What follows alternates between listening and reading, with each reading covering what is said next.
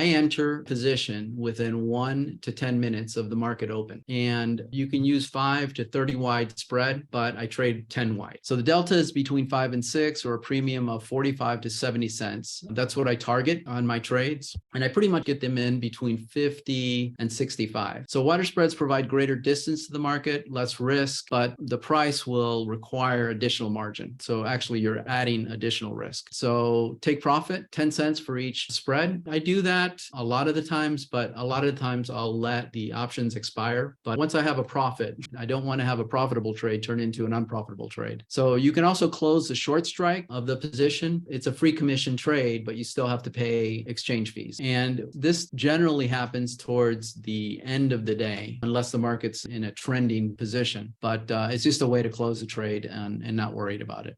Expiration is another way to take profit as well. And again, don't allow a profitable trade turn into an unprofitable trade. Exit, adjustment, or roll. I roll a bull spread within 5 to 10 points of a threatened trade. For a bear spread, I do close the premium once it reaches 2x or 3x of credit.